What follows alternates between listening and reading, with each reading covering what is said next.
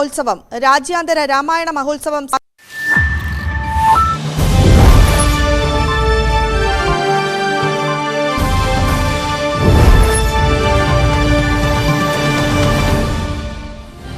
कि 70 वर्ष की आयु से ऊपर के हर बुजुर्ग को आयुष्मान योजना के दायरे में लाया जाएगा।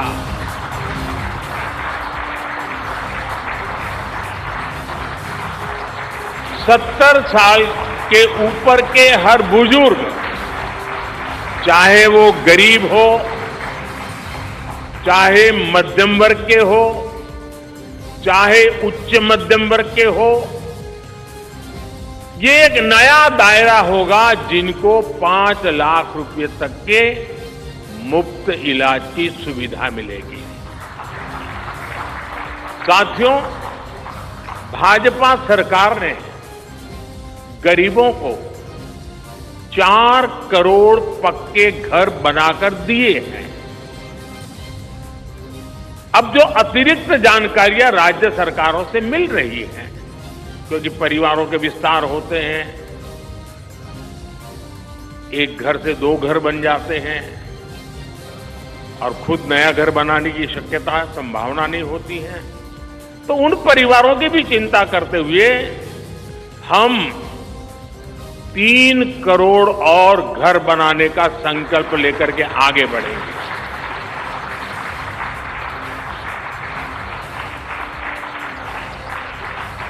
अभी तक हमने सस्ते सिलेंडर घर घर पहुंचाए हैं।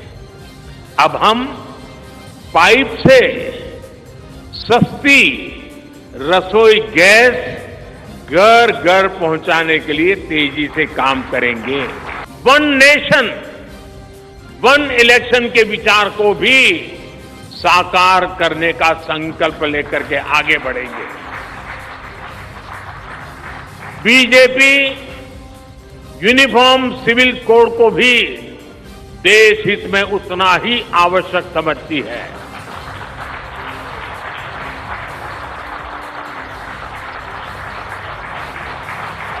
आपने देखा है कि पिछले 10 साल में भ्रष्टाचार पर भाजपा सरकार ने कितनी बड़ी कड़ी कार्रवाई की है। നമസ്കാരം. നരേന്ദ്രമോദിയുടെ ഗ്യാരണ്ടി എന്ന ആശയത്തിലൂന്നി ബിജെപിയുടെ പ്രകടന പത്രിക. ഒരു രാജ്യം ഒരു തെരഞ്ഞെടുപ്പ് നടപ്പിലാക്കും. ഏക സിവിൽ കോഡ് നടപ്പാക്കും. സ്ത്രീകൾക്ക് തുല്യനീതി ഉറപ്പാക്കാൻ UCC അനിവാര്യമാണ്. 70-ന് മുകളിൽ പ്രായമുള്ള എല്ലാവർക്കും ആയുഷ്മാൻ ഭാരത് പദ്ധതിയിൽ ഉൾപ്പെടുത്തി സൗജന്യ ചികിത്സ ഉറപ്പാക്കും. 5 വർഷത്തേക്ക് കൂടി സൗജന്യ റേഷൻ. മുദ്രാ യോജന ലോൺ തുക 10 ലക്ഷത്തിൽ നിന്ന് 20 ലക്ഷം ആക്കും. പെട്രോളിയം ഉൽപ്പന്നങ്ങളുടെ നികുതി കുറയ്ക്കും. എന്നിങ്ങനെ നീളുകയാണ് പ്രഖ്യാപനങ്ങൾ. സമ്പൂർണ്ണ രാഷ്ട്ര വികസന രേഖയാണ് നടപ്പിലാക്കിയത് എന്നും നടപ്പാക്കുന്ന കാര്യങ്ങൾ മാത്രമേ പറയുകയുള്ളൂ എന്നുമാണ് പ്രധാനമന്ത്രി നരേന്ദ്രമോദിയുടെ പ്രതികരണം. അതേസമയം BJP പ്രകടന പത്രികയെ വിമർശിച്ച് കോൺഗ്രസ് രംഗത്തെത്തി. ജനങ്ങളെ ബാധിക്കുന്ന പ്രശ്നങ്ങളൊന്നും പ്രകടന പത്രികയിൽ ഇല്ല. തൊഴിൽ തേടി അലയുകയാണ് രാജ്യത്തെ യുവാക്കൾ. കർഷകരുടെ വരുമാനം ഇരട്ടിയാക്കും എന്നത് വെറും പ്രഖ്യാപനം മാത്രമായി. രാജ്യത്തെ പണപ്പെരുപ്പ് നിരക്ക് വർദ്ധിക്കുകയാണ്. 10 വർഷമായി രാജ്യത്തെ പാവപ്പെട്ടവർക്ക് BJP ഒന്നും നൽകിയില്ല എന്നും BJPയുടെ പ്രകടന പത്രികയെ വിശ്വസിക്കാൻ പറ്റില്ല എന്നും ACC അധ്യക്ഷൻ മല്ലികാർജുൻ ഖാർഗെ കുറ്റപ്പെടുത്തുകയാണ്. BJPയുടെ ഗ്യാരണ്ടി പത്രിക സീറ്റ് കൂട്ടുമോ എന്നാണ് പ്രൈം ഡിബേറ്റ് ചർച്ച ചെയ്യുന്നത്. എല്ലാ പ്രേക്ഷകർക്കും സ്വാഗതം.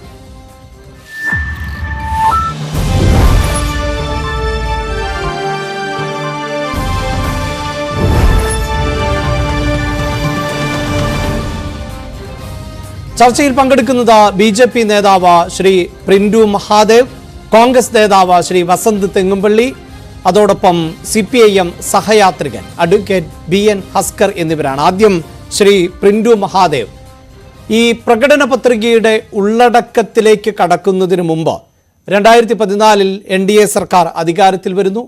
നരേന്ദ്രമോദി പ്രധാനമന്ത്രിയാകുന്നു. 2019 വിജയ തുടർച്ചയുണ്ടാകുന്നു.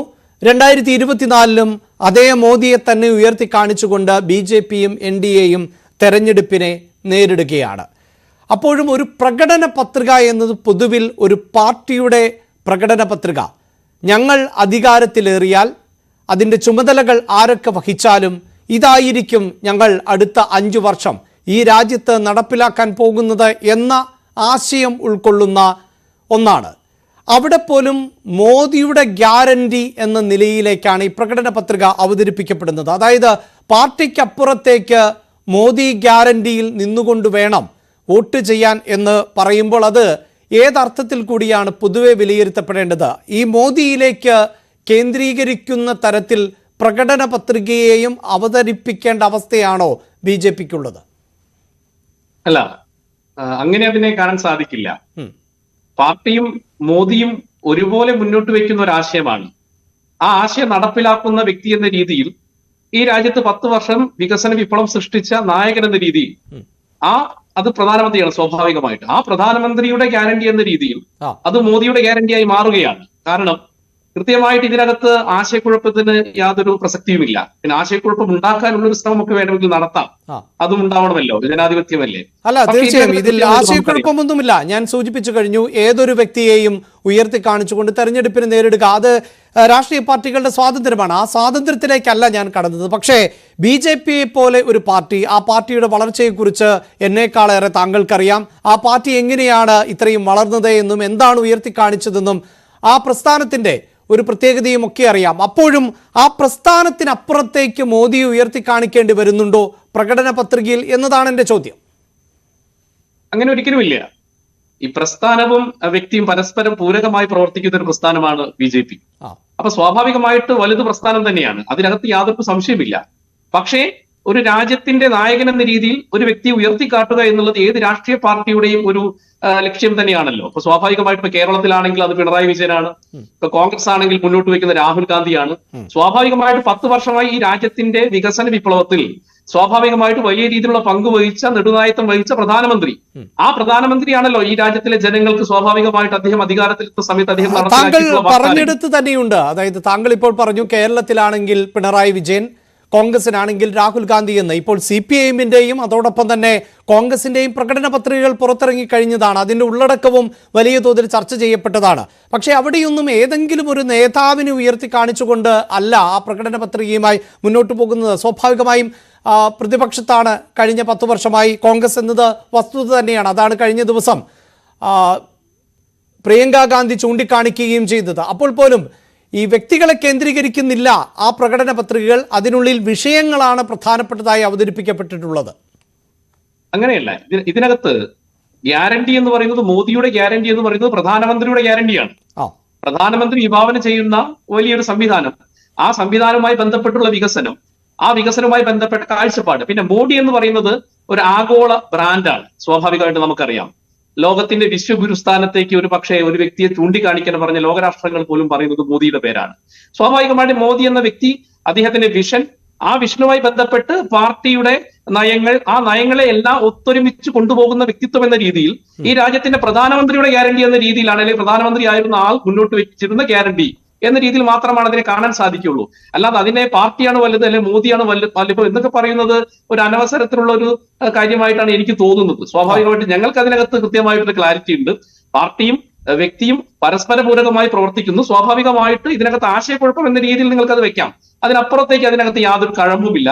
ഇവിടെ രാജ്യത്തെ ഉയർത്തിപ്പിടിക്കാൻ വേണ്ടിയുള്ള സുസ്ഥിര വികസനം, അതിനപ്പുറത്തേക്ക് നമ്മൾ എന്താണ് പ്രകടന പത്രികയിൽ എന്താണെന്നുള്ളത് കൃത്യമായിട്ട് ഒരു ചർച്ച ചെയ്യണമല്ലോ. ഒന്ന് മനസ്സിലാക്കണം, നേരത്തെ നിങ്ങളുടെ ക്യാപ്ഷനകത്ത് പറഞ്ഞ പോലെ മോഡിയുടെ ഗ്യാരണ്ടി സീറ്റ് കൂട്ട് മാത്രമല്ല, നമ്മുടെ രാജ്യത്തിന്റെ സുസ്ഥിരമായ വികസനത്തിലേക്കുള്ള ഉറച്ച ചുവടുവെപ്പ് കൂടിയാണ് ഇത്. കാരണം നമുക്കറിയാം 2014-ലും 2019-ലും ഈ പ്രകടന പത്രിക പുറത്തിറക്കുന്നത് സ്വാഭാവികമായിട്ട് വലിയ വലിയ കപട വാഗ്ദാനങ്ങൾ നൽകിക്കൊണ്ട് പ്രസ്ഥാനം വലിയ വലിയ വാഗ്ദാനങ്ങൾ നൽകും. സ്വാഭാവികമായിട്ട് അതൊന്നും പൂർത്തീകരിക്കാത്ത സാഹചര്യം ഉണ്ടാവാറുണ്ട്. എന്നാൽ നിങ്ങൾ നോക്കൂ, ഇന്ന് ഏറ്റവും അധികം ചർച്ച ചെയ്യപ്പെടുന്ന ആളുകൾ ചർച്ച ചെയ്യുന്നത് മോഡി എന്തുകൊണ്ടാണ് ഈ പദ്ധതികൾ നടപ്പിലാക്കി എന്നുള്ളതാണ് ചോദ്യം. എന്തുകൊണ്ടാണ് ഇത് നടപ്പിലാക്കുന്നത് എന്നാണ് ചോദ്യം. കാരണം 2019-നകത്ത് 33% സ്ത്രീ സംവരണം ഒരിക്കലും അസാധ്യമാണ് എന്ന് എഴുതിയ ഒരു കാര്യത്തെ അദ്ദേഹം കൃത്യമായിട്ട് നടപ്പിലാക്കി. അപ്പോൾ ചോദിച്ചത് എന്തിനാണ് സ്ത്രീ സംവരണം നടപ്പിലാക്കുന്നത് ഈ രാജ്യത്ത്? 2 CAA പോലെയുള്ള വലിയൊരു കീറാമുട്ടി, ആ കീറാമുട്ടിയെ കൃത്യമായിട്ട് അദ്ദേഹം നടപ്പിലാക്കുന്നു. 3 രാമക്ഷേത്രം പോലെ ഒരു 500 വർഷത്തെ പഴക്കമുള്ള ഒരു വിഷയം, ആ വിഷയത്തെ വലിയ രീതിയിൽ രമ്യമായി പരിഹരിച്ചുകൊണ്ട് അതിനുള്ള ശാശ്വതമായ പരിഹാരം കൊണ്ടുവരുന്നു. അങ്ങനെ ഒരു രാജ്യത്തിന്റെ തന്നെ ആഗോളതലത്തിലുള്ള ബ്രാൻഡായി മാറുന്ന മോഡിയുടെ നയചാതുര്യം ലോകം മുഴുവൻ കാണുകയാണ്. അപ്പൊ സ്വാഭാവികമായിട്ട് ആ മോഡി പറഞ്ഞ കാര്യങ്ങൾ ഗ്യാരണ്ടി ആണെന്നുള്ളത് ജനങ്ങൾക്ക് വിശ്വാസമുണ്ട്. അതുകൊണ്ടല്ല നിങ്ങൾ സ്വാഭാവികമായിട്ട് നിങ്ങൾ ഈ കർഷക പെൻഷൻ, ഈ പെൻഷൻ വന്നു കഴിഞ്ഞാൽ ആളുകൾ പറയുന്നത് സ്വാഭാവികമായിട്ട് ഈ നാട്ടിൻ പുറത്തൊക്കെ പറയുന്നത് മോദിയുടെ പണം വന്നെന്നാ. എന്തുകൊണ്ട് മോദിയിൽ ജനങ്ങൾക്ക് വിശ്വാസമുണ്ട്.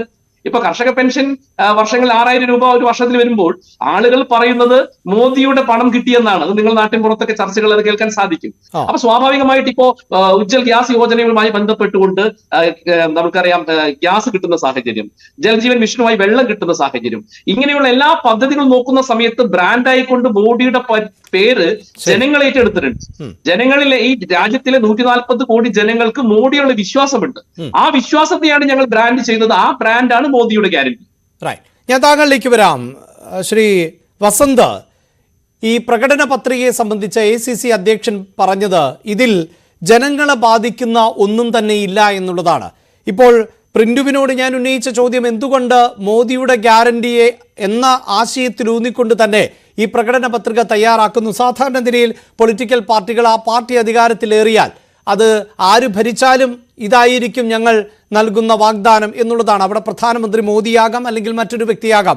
കോൺഗ്രസിനെ സംബന്ധിച്ചും ആര് എന്നത് അത് ചിലപ്പോൾ രാഹുൽ ഗാന്ധിയാകാം, അല്ലെങ്കിൽ മല്ലികാർജുൻ ഖാർഗെ ആകാം. ആരുമാകട്ടെ, കോൺഗ്രസ് അധികാരത്തിൽ വന്നാൽ ഇന്നതായിരിക്കും ചെയ്യുക.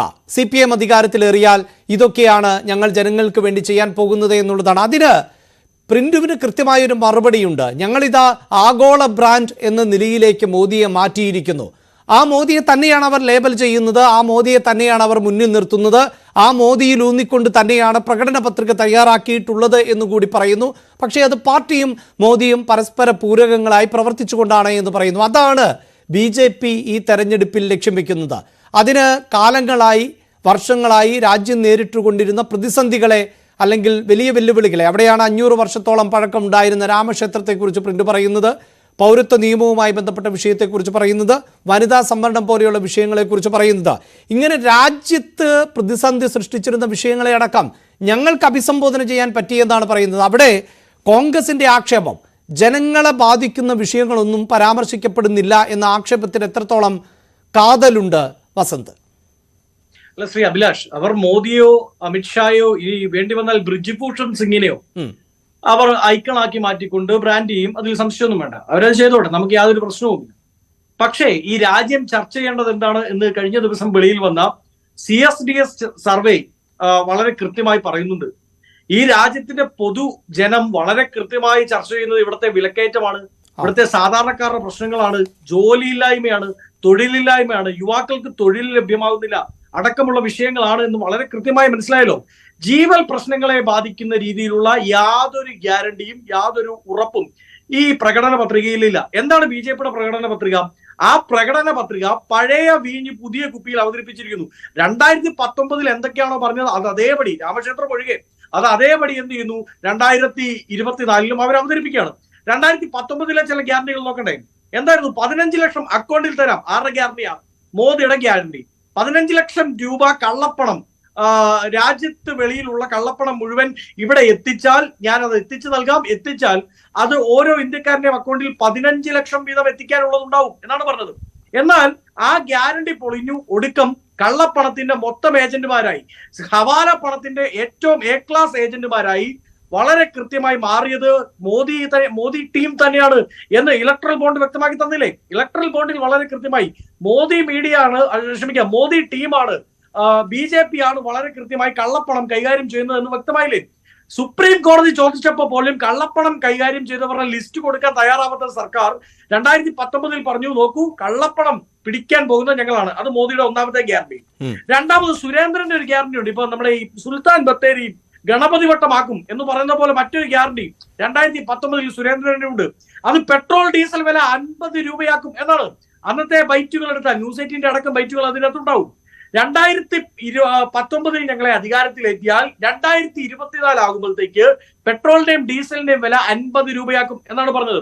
അന്ന് വില 80 രൂപയായിരുന്നു, ഇന്ന് 110 അടുത്താണ്. അതായത് സുരേന്ദ്രന്റെ വാഗ്ദാനം 1/2 ലിറ്റർ പെട്രോളിനാണ് എന്നൊരു ക്യാപ്സ്യൂൾ ഇറക്കിയാൽ പോലും അത് ഓടില്ല. കാര്യം 1/2 ലിറ്റർ പെട്രോളിന് 50 രൂപയിൽ കൂടുതലായിരിക്കുന്നു. അത്രമാത്രം ആ ഗ്യാരണ്ടിയും പൊളിഞ്ഞുപോയി. പിന്നീട് ശോഭാ സുരേന്ദ്രൻ ആലപ്പുഴയിൽ ഇപ്പോഴത്തെ കാൻഡിഡേറ്റ് ആണല്ലോ ശോഭാ സുരേന്ദ്രൻ, അവരുടെ ഒരു ഗ്യാരണ്ടി ഉണ്ട്. എന്താണ്? 400 രൂപ LPGക്ക് ആയിരുന്ന സമയത്ത് അവർ ഉന്തുവണ്ടി ഉന്തിക്കൊണ്ട് നാടൊട്ടുക്കും മറ്റേ അടുപ്പ് കൂട്ടി സമരം നടത്തിക്കൊണ്ട് ശോഭാ സുരേന്ദ്രൻ 2014 പറഞ്ഞൊരു ഗ്യാരണ്ടി ഉണ്ട്. ഞങ്ങളുടെ ഗവൺമെന്റ് അധികാരത്തിൽ വന്നാൽ, മോദി അധികാരത്തിൽ വന്നാൽ ഇതിന് പാതി വിലയാക്കും. 400ന്റെ പാതി 200 ആണ്. ഇന്നത്തെ വില 1200 രൂപയാണ്. അതായത് 1000 രൂപ കൂടി അതിൻ്റെ അകത്ത്, അതായത് ശോഭാ സുരേന്ദ്രന്റെ ഗ്യാരണ്ടി പ്ലസ് 1000 റുപ്പീസ് എന്തിന് വിലവർധന ഉണ്ടായിരിക്കുന്നു? LPGക്ക് ഉണ്ടായിരിക്കുന്നു. രണ്ടാമതായി നിർമ്മല സീതാരാമന്റെ ഒരു ഗ്യാരണ്ടി ഉണ്ട്, മറന്നുപോയോ? എന്താ? യുവാക്കൾക്ക് മുഴുവൻ ഞങ്ങൾ തൊഴിൽ കൊടുക്കും. വിവിധ ബഡ്ജറ്റുകളിൽ അവർ പറഞ്ഞില്ലേ ഓരോ വർഷവും 2 കോടി തൊഴിലവസരങ്ങൾ ഉണ്ടാക്കുമെന്നാ പറഞ്ഞേ. എന്നിട്ട് നിർമ്മല സീതാരാമൻ എന്ത് ചെയ്തു? ആ ഗവൺമെന്റ് എന്ത് ചെയ്തു? അവർ ചെയ്തത് പൊതുമേഖലാ സ്ഥാപനങ്ങളെ മുഴുവൻ വിറ്റു തൊലച്ചു. 77% ഡിസ്ഇൻവെസ്റ്റ്മെന്റ് പൊതുമേഖലാ സ്ഥാപനങ്ങളിൽ ഈ സർക്കാരിന്റെ കാലയളവിൽ ഉണ്ടായത്. അങ്ങനെ ഉണ്ടാവുമ്പോൾ സ്വാഭാവികമായും ജോബ് ക്രിയേഷൻ ഇല്ലാതാവും. 50 ലക്ഷം പേർക്ക് തൊഴിൽ നഷ്ടപ്പെട്ടു എന്നാണ് നോട്ട് നിരോധനവുമായി ബന്ധപ്പെട്ട് NDTV അടക്കം പുറത്തുവിടുന്ന കണക്കുകൾ. അതായത് നിർമ്മല സീതാരാമന്റെ ആ ഗ്യാരണ്ടിയും പൊളിഞ്ഞു. പിന്നീടുള്ള സ്ത്രീ സുരക്ഷയുമായി ബന്ധപ്പെട്ട ഗ്യാരണ്ടിയാ. ആരാ ഗ്യാരണ്ടി കൊടുത്തത്? അന്ന് 2019 മത്സരിക്കുമ്പോൾ ബ്രിജിഭൂഷൺ സിംഗ് ആണ് BJPക്ക് വേണ്ടി ഞങ്ങൾ വന്നാൽ സ്ത്രീ സുരക്ഷ നടപ്പിലാക്കും എന്ന് പ്രസംഗിച്ചു നടന്നത്. അതേ ബ്രിജിഭൂഷൺ സിംഗിന്റെ കൂടെ പാർലമെന്റിനുള്ളിൽ ഇരിക്കണമെങ്കിൽ ബ്രിജിഭൂഷൺ പ്രൂഫ് ഇടേണ്ട അവസ്ഥയിലാണ് സഹപാനലിസ്റ്റുകളായ പാർലമെന്റേറിയൻസ് ആയ സ്ത്രീകളുടെ അവസ്ഥ എന്ന നിലയിലേക്ക് എത്തിയില്ലേ?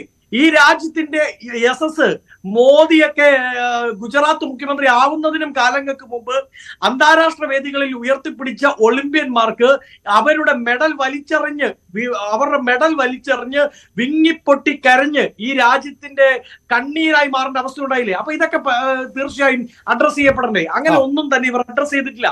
ഇനി കോൺഗ്രസിന്റെ പ്രകടന പത്രികയിലേക്ക് വരാം. ഞാൻ പെട്ടെന്ന് അവസാനിപ്പിച്ചോളാം. ഗവൺമെന്റ് ജോലിയുമായി ബന്ധപ്പെട്ട് ഞങ്ങളുടെ പ്രകടന പത്രിക ന്യായ് പത്ര പറയുന്നു 30 ലക്ഷം ഗവൺമെന്റ് ജോലികൾ ഒരു വർഷം ഉണ്ടാക്കും. എന്നാൽ ഈ ജുംല പത്ര എന്ന് പറയുന്ന ഇവരുടെ ഇതുണ്ടല്ലോ, എന്താണ് പ്രകടന പത്രിക, അതിൽ യാതൊരു മെൻഷനുമില്ല.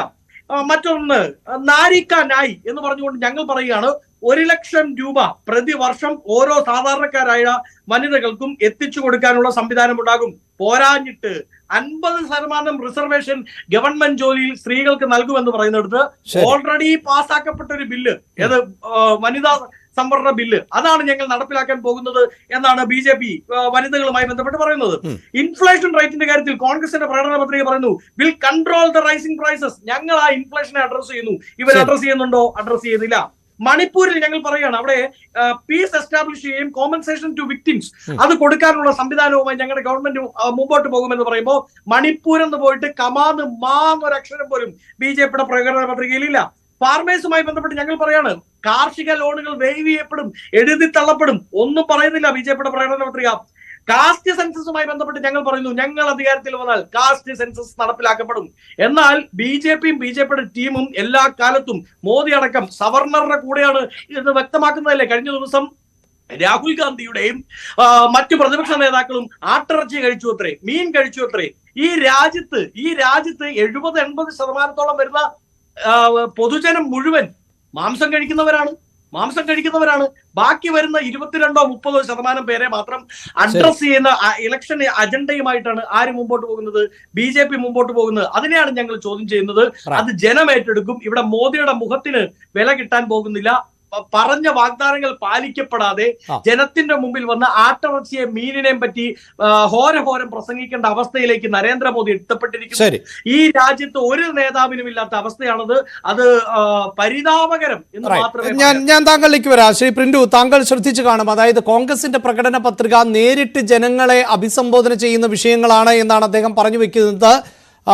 നമ്മൾ നേരത്തെ സൂചിപ്പിച്ചതുപോലെ ഇപ്പോൾ ജമ്മു കാശ്മീരിന്റെ വിഷയം അത് ഇന്ത്യയുടെ വിഷയമല്ലേ എന്ന് ചോദിച്ചാൽ സ്വാഭാവികമായുമാണ്.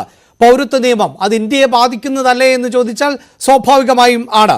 ഏകീകൃത സിവിൽ കോഡ് അത് ഒരു രാജ്യത്തെ ബാധിക്കുന്ന വിഷയമാണ്. പക്ഷേ രാജ്യത്തെ കർഷകരുടെ പ്രശ്നങ്ങൾ, യുവാക്കളുടെ പ്രശ്നങ്ങൾ, വനിതകളുടെ പ്രശ്നങ്ങൾ, ഇത്തരം വിഷയങ്ങളിലേക്ക് ഈ പ്രകടന പത്രിക നേരിട്ടിറങ്ങി ചെല്ലുന്നില്ല എന്നുള്ളതാണ് കോൺഗ്രസിന്റെ ആക്ഷേപം.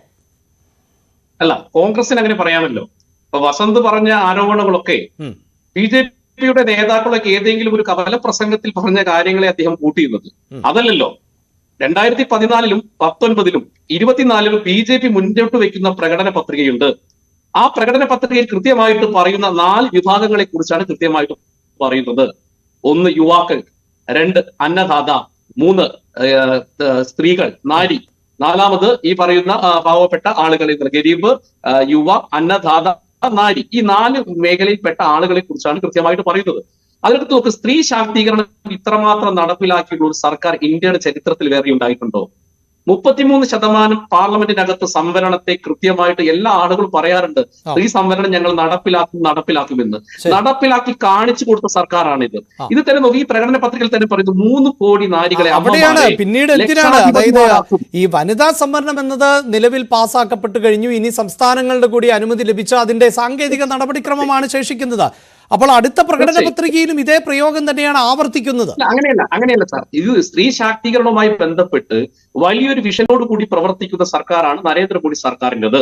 ഇപ്പൊ തന്നെ പറഞ്ഞാൽ 3 കോടി ലക്ഷാധിപതിമാരായിട്ടുള്ള അമ്മമാരെ സൃഷ്ടിക്കുക എന്നുള്ളത് വളരെ പ്രധാനപ്പെട്ട ഒരു കാര്യമാണ്.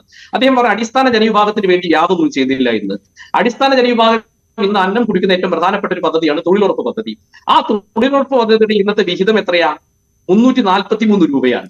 അത് മാത്രമല്ല 100 തൊഴിൽ ദിനങ്ങൾ 150 ദിനങ്ങളാക്കി മാറ്റുന്നു. അപ്പൊ ശരാശരി ഒരു വീട്ടിനകത്ത് 2 തൊഴിലുറപ്പ് തൊഴിലാളികൾ ഉണ്ടെങ്കിൽ ആ വീടിനകത്തേക്ക് 3 ലക്ഷം രൂപ കേന്ദ്ര സർക്കാരിന്റെ തൊഴിലുറപ്പ് പദ്ധതിയുടെ ഭാഗമായിക്കൊണ്ട് ആ വീടിനകത്തേക്ക് കിട്ടും. ഈ രാജ്യത്തിലെ 85 കോടി ജനങ്ങൾക്ക് സൗജന്യമായിട്ട് റേഷൻ അരി നൽകുന്നുണ്ട് അന്ന യോജന പ്രകാരം. സ്വാഭാവികമായിട്ട് അത് കണ്ടിന്യൂ ചെയ്യും. അല്ല, ഈ താങ്കൾ പറയുന്ന തൊഴിലുറപ്പ് പദ്ധതിയാണെങ്കിലും സൗജന്യ റേഷൻ ആണെങ്കിലും അതൊന്നും NDA സർക്കാരിന്റെ കാലത്ത് ആരംഭിച്ച പദ്ധതികളല്ലല്ലോ. അല്ല സാർ, തൊഴിലുറപ്പ് പദ്ധതിയുടെ തൊഴിൽ ദിനങ്ങൾ എത്രയായിരുന്നു? കൂലി എത്രയായിരുന്നു? അതും കൂടി പരിശോധിക്കണ്ടേ? നേരത്തെ വസന്ത് പറഞ്ഞു 1200. തൊഴിലുറപ്പ് പദ്ധതിയുടെ കൂലി എത്രയാണ് എന്ന് ചോദിക്കുമ്പോൾ വസന്ത് സൂചിപ്പിച്ചിരുന്നു 200 രൂപയുടെ ഗ്യാസിന് 1200 രൂപയായി മാറുന്നു. 50 രൂപയ്ക്ക് 1/2 ലിറ്റർ പെട്രോൾ പോലും കിട്ടാത്ത സാഹചര്യമാകുന്നു. അപ്പൊ സ്വാഭാവികമായും ഇതൊക്കെ വർദ്ധിപ്പിക്കേണ്ടത് ഒരു സർക്കാരിന്റെ ഉത്തരവാദിത്തമാണ്. അതിനനുസരിച്ച് വാതകത്തിന്റെ വിലവർധനയുമായി ബന്ധപ്പെട്ട് കൃത്യമായിട്ടൊരു മിഷൻ പറയുന്നുണ്ട്. ഓരോ വീടുകളിലേക്കും പൈപ്പ് ലൈൻ വഴിയുള്ള പാചകവാതകം എത്തിക്കും ഈ സർക്കാർ. എത്തിച്ചു കഴിഞ്ഞാൽ സ്വാഭാവികമായിട്ട് നിങ്ങൾ നേരത്തെ പറഞ്ഞ ആ പറയുന്ന 1200-ൽ നിന്ന് 600-ലേക്കോ 500 രൂപയിലേക്ക് എത്തുന്ന സാഹചര്യം ഈ രാജ്യത്തുണ്ടാകുന്നു. വെള്ളവും ഗ്യാസും ഫുഡും സൗജന്യമായി നൽകാവുന്ന രീതിയിലേക്കാണ് ഈ സർക്കാരിന്റെ മിഷൻ പോകുന്നത്. അത് അടിസ്ഥാന ജനവിഭാഗത്തിന്റെ ഉന്നമനത്തിന് വേണ്ടിയുള്ളതാണ്. പിന്നെ അദ്ദേഹം പറഞ്ഞല്ലോ, ഒന്ന് നമ്മൾ മനസ്സിലാക്കേണ്ട പ്രധാനപ്പെട്ട കാര്യം, ഈ രാജ്യത്തിലെ 148 കോടി ജനതയിൽ 40 കോടി ശ്രീ പ്രിന്റു, താങ്കളുടെ മ്യൂട്ടായിട്ടുണ്ട്. എന്തായാലും താങ്കൾ ഈ പറയുന്നത് പോലെ ജലവും വൈദ്യുതിയും ഒക്കെ സൗജന്യമായി നൽകാം, ഗ്യാസും സൗജന്യമായി നൽകാമെന്ന് പറയുമ്പോൾ ആ സൗജന്യത്തിന് മുമ്പ് ഇപ്പോൾ ഞാനും താങ്കളുമൊക്കെ ഈ ഗ്യാസ് ഉപയോഗിക്കുന്നവരാണല്ലോ. നമ്മളെല്ലാം പെട്രോളും ഡീസലും ഒക്കെ ഉപയോഗിക്കുകയാണല്ലോ. ഇപ്പോൾ ഇതിൽ തന്നെ പറയുന്നുണ്ട് പെട്രോളിയം ഉൽപ്പന്നങ്ങളുടെ നികുതി കുറയ്ക്കും. നല്ല കാര്യം, കുറയ്ക്കട്ടെ. പക്ഷേ ഇപ്പോൾ ജീവിക്കുന്നവർക്ക്, ഞാനടക്കമുള്ളവർക്ക് കൂടി ആശ്വാസകരമാകുന്ന തരത്തിൽ ഈ ഗ്യാസിൻ്റെയൊക്കെ വില നിയന്ത്രിക്കേണ്ട ഒരു സാഹചര്യമില്ലേ? നാളെ നിങ്ങൾ സൗജന്യമായി നൽകിക്കൊള്ളൂ, അതിൽ ആർക്കും വിയോജിപ്പില്ല. അല്ല, ഗ്യാസിന് സാർ ഇന്ന് 1200 രൂപയല്ല, 895 രൂപയുള്ളൂ ഗ്യാസിന്. ഇന്നത്തെ മാർക്കറ്റ് റേറ്റിനകത്ത് ഗ്യാസിന് വില കുറഞ്ഞിട്ടുണ്ട്. പിന്നെ സ്വാഭാവികമായിട്ട് നമ്മൾ എത്രയായിരുന്നു? ഞാൻ പറയട്ടെ വസന്ത, ഞാൻ പറയട്ടെ. ഒന്ന് നമ്മൾ മനസ്സിലാക്കേണ്ട ഒരു കാര്യം, 2010-ലെ ഗ്യാസിന്റെ വില 400 രൂപയാണെങ്കിൽ 2024 സ്വാഭാവികമായിട്ടുള്ള വിലവർധന ഉണ്ടാകും. അത് രാജ്യത്തിന്റെ ഒരു പുരോഗതിയുടെ ലക്ഷണമായിട്ട് കൂടി നമ്മൾ കാണേണ്ടതുണ്ട്. കാരണം അല്ല, ഞാൻ പറയട്ടെ വസന്തേ, ഇന്ന് 2012 അഭിലാഷ് സാറിന്റെ ശമ്പളം ഒരു 25,000 രൂപയാണെങ്കിൽ 2024 നിൽക്കുന്ന സമയത്ത് ആ ശമ്പളം എന്ന് പറയുന്നത് 40,000 രൂപ അല്ലെങ്കിൽ 45,000 1 ലക്ഷമാണ്. അപ്പൊ ഞാൻ പറഞ്ഞത് രാജ്യത്തുള്ള എല്ലാ വിലവർധനവിനെയും ന്യായമായ വിലവർധന നിങ്ങൾ അങ്ങനെ പർവ്വതീകരിച്ച് കാണിക്കണ്ട. സ്വാഭാവികമായിട്ട് എല്ലാ മേഖലയിലുള്ള വിലവർധന ഉണ്ടാവും. ആ വിലവർധന പിടിച്ചു നിർത്തുക എന്നുള്ളതാണ് സർക്കാർ ഏറ്റവും പ്രധാനപ്പെട്ട ദൗത്യം. അതിനുള്ള പദ്ധതികൾ ആവിഷ്കരിക്കുക എന്നുള്ളതാണ് ദൗത്യം. അതിന്റെ ഭാഗമായിക്കൊണ്ടാണ് വീടുകളിലേക്ക് ഗ്യാസ് എത്തിക്കും, സൗജന്യമായിട്ട്. എന്തായാലും പ്രിന്റു, താങ്കൾ പറഞ്ഞതിൽ ഈ 2014 നിന്ന് 2024 എത്തുമ്പോൾ ഇന്ത്യയിലെ ജനങ്ങളുടെ, സാധാരണക്കാരന്റെ വരുമാനമൊക്കെ ആ നിലയിൽ ഉയർന്നിട്ടുണ്ടോ എന്നതിൽ എനിക്ക് ബലമായ സംശയമുണ്ട്. എല്ലാ തൊഴിൽ മേഖലയെയും നമ്മൾ പരത്തിപ്പറയുകയല്ലല്ലോ ചെയ്യേണ്ടത്. അല്ല, സുസ്ഥിര വികസനത്തിൽ സാർ എല്ലാ വിഭാഗത്തിൽപ്പെട്ട ആളുകളുടെ സ്ഥായിയായ വികാസം ഈ രാജ്യത്ത് സംഭവിച്ചുകൊണ്ടിരിക്കുന്നുണ്ട്. ശരി, നിങ്ങൾ മനസ്സിലാക്കണം, ഈ രാജ്യത്തിലെ 4 കോടി, ഇപ്പൊ മനുഷ്യന്റെ അടിസ്ഥാനപരമായ ആവശ്യം എന്ന് പറയുന്നത് വീടാണ്, 2 ഫുഡാണ്, വൈദ്യുതിയാണ്, ജോലിയാണ്. ഇതിന്റെ ഓരോ സ്റ്റെപ്പുകളായിട്ടാണ് രാജ്യത്തിന്റെ വികാസത്തിലേക്ക് പോകാൻ സാധിക്കുകയുള്ളൂ. ഇപ്പോൾ 4 കോടി ജനങ്ങൾക്ക് വീട് നൽകുന്നു. ഇനി അടുത്ത പദ്ധതിയായിട്ട് പറയുന്നത് 3 കോടി, അടുത്ത 3 കോടി ജനങ്ങൾക്ക് വീടില്ലാത്തവർക്ക് വീട് നൽകുന്നു, വൈദ്യുതിയെ സൗജന്യമാക്കുന്നു, എല്ലാ വീടുകളിലേക്ക് കുടിവെള്ളം എത്തിക്കുന്നു. അപ്പൊ അടിസ്ഥാന ജനത്തിന്റെ വികാസത്തോടൊപ്പം തന്നെ അങ്ങ് പറഞ്ഞ പോലെ തൊഴിലുറപ്പ് പദ്ധതിയുടെ വിഹിതം കൂട്ടുമ്പോൾ അതിന്റെ ഗുണം കിട്ടുന്നത് അടിസ്ഥാന ജനവിഭാഗത്തിനാണ്. ഇപ്പൊ നിങ്ങൾ നേരത്തെ OBC വിഭാഗത്തിന് വേണ്ടി മാത്രം, വിശ്വകർമ്മ വിഭാഗത്തിന് വേണ്ടി മാത്രം 80,000 കോടി രൂപയുടെ പദ്ധതിയാണ് അദ്ദേഹം പ്രഖ്യാപിച്ചത്. കൗശൽ യോജന എന്ന് പറഞ്ഞ 80,000 കോടി രൂപയുടെ പദ്ധതി പ്രഖ്യാപിച്ചിട്ട് 5 മാസമേ ആയുള്ളൂ. അതിന് ഗുണഭോക്താക്കളായിക്കൊണ്ട് ആളുകൾ ഇന്ന് വരുന്നുണ്ട്. ഇപ്പൊ സ്റ്റാർട്ടപ്പ് പദ്ധതിയിലൂടെ മാത്രം കേരളത്തിൽ 25 ലക്ഷം പേർക്ക് തൊഴിൽ ലഭിച്ചിട്ടുണ്ട്. പിന്നെ എല്ലാ ആളുകൾക്കും ഗവൺമെന്റ് ജോലി കൊടുക്കുക എന്നുള്ളത് പോസിബിൾ ആയിട്ടുള്ള, സർക്കാർ സാധ്യമായിട്ടുള്ള കാര്യമല്ല.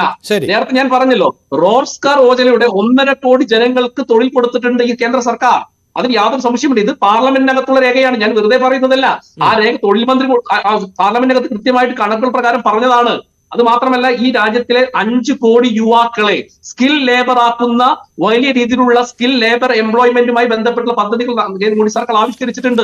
കാരണം എന്താണ്, ലോകം 4ാം വ്യവസായ വിപ്ലവത്തിന് തയ്യാറെടുക്കുന്നു. സ്വാഭാവികമായിട്ട് ITA, പോളി, എഞ്ചിനീയറിംഗ് തുടങ്ങിയിട്ടുള്ള മേഖലയിലുള്ള അഭ്യസ്തവിദ്യരായ ചെറുപ്പക്കാരെ സ്കിൽ ലേബർ ആക്കുന്ന വലിയൊരു മിഷനുമായിട്ട് മോദി പോകുന്നു. അപ്പൊ സ്വാഭാവികമായിട്ട് എല്ലാ തരത്തിലുള്ള ആളുകളെയും ഉൾക്കൊണ്ടുകൊണ്ടുള്ള സുസ്ഥിരമായ വികസനമാണ് അത്. അതിനകത്ത് വലിയ വലിയ പ്രഖ്യാപനങ്ങൾ നടത്തുക എന്നുള്ളതല്ല, സ്റ്റഡി ഗ്രോത്ത് ആണ് സ്വാഭാവികമായി രാജ്യത്തുണ്ടാവുക. അത് കൃത്യമായിട്ട് നമുക്ക് കാണാൻ സാധിക്കും. അത് കണ്ടല്ലോ, ഞങ്ങൾ അധികാരത്തിലെത്തുന്ന സമയത്ത് ഇന്ത്യയുടെ സാമ്പത്തിക സ്ഥിതി 10ാം സ്ഥാനത്താണെങ്കിൽ 5ാം സ്ഥാനത്തെത്തി.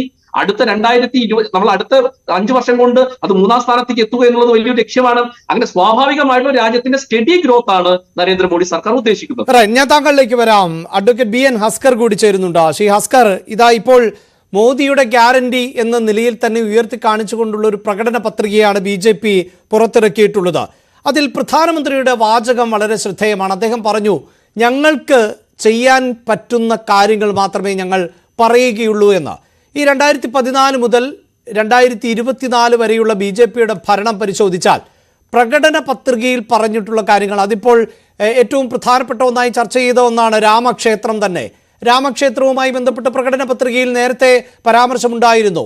ഒന്നുകിൽ നിയമപരമായ സാധ്യത തേടും, നിയമപരമായി നടക്കുന്നില്ല എങ്കിൽ മറ്റു വഴികൾ തേടും, ചർച്ചകൾ നടത്തും, പക്ഷേ രാമക്ഷേത്രം നിർമ്മിച്ചിരിക്കും എന്ന് പറയുന്നു. ഇപ്പോഴിതാ രാമായണ ഉത്സവം നടത്തും എന്നതടക്കമുള്ള കാര്യങ്ങൾ പറയുന്നു. ഏകീകൃത സിവിൽ കോഡ് നടപ്പിലാക്കും എന്ന് പറയുന്നു. ഒരു രാജ്യം ഒരു തെരഞ്ഞെടുപ്പ് നടപ്പിലാക്കും എന്ന് പറയുന്നു. ഇതിൻ്റെ എല്ലാം അണിയറ പ്രവർത്തനങ്ങൾ ഒരു ഭാഗത്ത് തുടങ്ങിയിട്ടുണ്ട് എന്ന് നമുക്ക് എല്ലാവർക്കും അറിയാം. ഇതാണ് മോദിയുടെ ഗ്യാരണ്ടി എന്ന് BJP പറയുകയാണ്. അവിടെ പ്രിന്റുവിനെ പോലുള്ളവർ പറയുന്നത് മോദി ഇന്ന് ഇന്ത്യയുടെ പ്രധാനമന്ത്രി മാത്രമല്ല, BJPയുടെ സമുന്നതനായ നേതാവ് മാത്രമല്ല, മോദി ഒരു ആഗോള ബ്രാൻഡാണ്. ആ ബ്രാൻഡിൽ ഇന്ത്യയിലെ 140 കോടി ജനങ്ങൾക്ക് വിശ്വാസമുണ്ട് എന്നാണ്. നമുക്കറിയാം, ഈ തെരഞ്ഞെടുപ്പിൽ 370 സീറ്റുകൾ ആണ് BJP ഒറ്റയ്ക്ക് ലക്ഷ്യം വെക്കുന്നത്. പ്രിന്റു അത് അംഗീകരിക്കുന്നില്ല.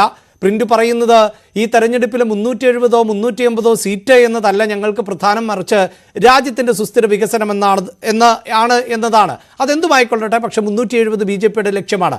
ആ ലക്ഷ്യത്തിലേക്ക് എത്തിക്കാൻ ഈ ഗ്യാരണ്ടിക്ക് സാധിക്കുമോ? BN ഹസ്കർ, 2024 തെരഞ്ഞെടുപ്പിനെ BJP നേരിടുമ്പോൾ സ്വാഭാവികമായും ഇന്ത്യ എവിടെ എത്തി നിൽക്കുന്നു 2014 മുതൽ എന്നതുകൂടി പരിശോധിച്ചതിന് ശേഷം മാത്രമേ നമുക്ക് അതിലേക്ക് എത്താൻ കഴിയൂ. ലോകത്തിന്റെ UN വേൾഡ് ഇൻഡെക്സ് റേഷ്യോ നമുക്ക് എല്ലാവർക്കും അറിയാം. അതിൽ ഇന്ത്യയുടെ സ്ഥാനം ഓരോ ഘട്ടത്തിലും ഏതു പക്ഷത്തു നിൽക്കുന്നു, എത്രാമത് നിൽക്കുന്നു 2014-ലും 2024-ലും എന്നതിനു ശേഷം പരിശോധിച്ചതിന് ശേഷം മാത്രമേ ഇപ്പോ BJP ഇറക്കിയിട്ടുള്ള മാനിഫെസ്റ്റോയുടെ സത്യസന്ധമായ ഒരു വിലയിരുത്തലിന് സാധ്യമാവുള്ളൂ. ഇന്ത്യ ലോകത്തെ വിവിധ ഘട്ടങ്ങളിൽ, വിവിധ ഘടകങ്ങളിൽ ലോകത്തെ പിന്നോക്കം നിൽക്കുന്ന ഒരു രാജ്യമായി 2014-ന് ശേഷം പോയിട്ടുണ്ട് എന്നുള്ളത് ഒരു വസ്തുതയാണെന്നിരിക്കെ ആ കണക്കുകളെ ഒക്കെ മറച്ചു വെച്ചുകൊണ്ട് ഇന്ത്യ ഈസ് ഷൈനിങ് എന്ന രീതിയിൽ ഒരു വലിയ പ്രചണ്ഡമായ പ്രചരണം BJP നടത്തിയിട്ടും ആണ് ഈ തെരഞ്ഞെടുപ്പിനെ നേരിടുന്നത്.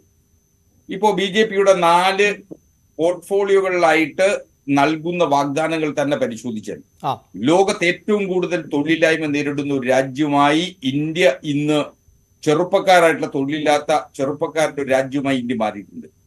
തൊഴിലില്ലായ്മ ഇന്ന് രാജ്യത്തെ ഏറ്റവും വലിയ ഗതികെട്ട പ്രശ്നമാണ് എന്നിരിക്കെ അതിനെ അഡ്രസ് ചെയ്യുന്ന തരത്തിൽ അതിന് പരിഹരിക്കുന്ന തരത്തിലുള്ള എന്തെങ്കിലും ശുപാർശകൾ മാനിഫെസ്റ്റോയിൽ പോലും BJPക്ക് മുന്നോട്ട് വെക്കാനായിട്ടില്ല എന്നുള്ളതാണ് യുവാക്കൾക്ക് മുന്നിൽ BJPയുടേതായിട്ടുള്ള ഏറ്റവും പ്രകടനപരമായിട്ടുള്ള ഒരു സവിശേഷത.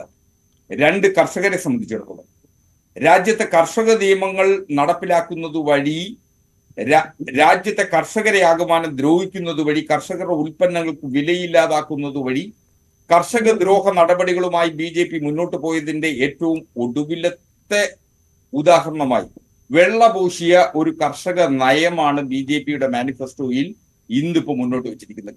ഇന്ത്യയിലെ ആകമാനമുള്ള കർഷകർക്ക് അവരനുഭവിക്കുന്ന പ്രശ്നങ്ങളെ അഭിമുഖീകരിക്കുന്നതിന് ഉതകുന്നതുമായിട്ടുള്ള ഏതെങ്കിലും ഒരു നിർദ്ദേശം, ഏതെങ്കിലും ഒരു വാഗ്ദാനം BJPക്ക് നൽകാനായിട്ടില്ല എന്ന ഗതികേടാണ് BJPയുടെ മാനിഫെസ്റ്റോയിൽ കർഷകർക്കായിട്ടുള്ളത്. ഇനി സ്ത്രീ സുരക്ഷയും സ്ത്രീ ശാക്തീകരണത്തെ കുറിച്ചാണ് പറയുന്നത്. ഇന്ത്യയിൽ സ്ത്രീകൾക്ക് 33% സംവരണം ഏർപ്പെടുത്തും എന്ന് പറയുന്ന നിയമം പാസാക്കിയിട്ട് ആ നിയമത്തിന്റെ പ്രയോക്താക്കളായി അവകാശവാദം ഉന്നയിക്കുന്ന BJPക്ക് ഇന്ത്യൻ പാർലമെന്റിലേക്ക് മത്സരിക്കുന്ന പാർലമെന്റ് സീറ്റുകളിൽ എത്ര ശതമാനമാണ് സ്ത്രീകളെ നിർത്താൻ കഴിഞ്ഞിട്ടുള്ളത്? പക്ഷേ അവിടെ ശ്രീ ഹസ്കർ എനിക്കൊന്ന് ഇടപെടേണ്ടി വരുന്നുണ്ട്. ശ്രീ ഹസ്കർ, ഈ കേരളത്തിൽ പോലും പരിശോധിച്ചാൽ ഞാൻ മനസ്സിലാക്കുന്നിടത്തോളം NDA ആണ് ഏറ്റവും കൂടുതൽ വനിതകളെ മത്സരിപ്പിക്കുന്നത്. ഈ പാർലമെന്റിന്റെ ഇന്നലകൾ അല്ല ശ്രീ പ്രിന്റു അല്ല ശ്രീ ഹസ്കർ, ഞാൻ താങ്കളെ തടസ്സപ്പെടുത്തുകയോ ബാധിക്കുകയോ ഒന്നുമല്ല. പക്ഷേ ഈ വനിതാ സംവരണവുമായി ബന്ധപ്പെട്ട വിഷയം താങ്കൾ പരാമർശിക്കുമ്പോൾ ഒരുപക്ഷെ അത് NDA ബെൽറ്റിൽ നിന്ന് തന്നെയാണ് ഏറ്റവും കൂടുതൽ വനിതാ എംപിമാരടക്കം ഉണ്ടായിട്ടുള്ളത് എന്ന് വേണം മനസ്സിലാക്കാൻ. നിങ്ങൾക്ക് ജയിക്കാനാവില്ലെങ്കിൽ നിങ്ങൾക്ക് സ്ഥാനാർത്ഥികളെ നിർത്താമല്ലോ. 20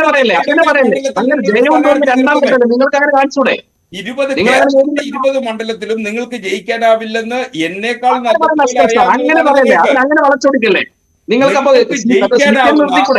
നിങ്ങൾക്ക് ജയിക്കാനാവുന്ന സീറ്റുകളിൽ, ഇന്ത്യൻ പാർലമെന്റിലേക്ക് ജയിക്കാനാവുന്ന സീറ്റുകളിൽ നിങ്ങൾ എത്ര സ്ത്രീകളെ നിർത്തിയിട്ടുണ്ട്? അസ്കർ സാർ, ഇന്ത്യൻ പാർലമെന്റിനകത്തിൽ ഏറ്റവും കൂടുതൽ വനിതാ എംപിമാരുള്ള പ്രസ്ഥാനം ഏതാണ് അങ്ങ് പറയണം.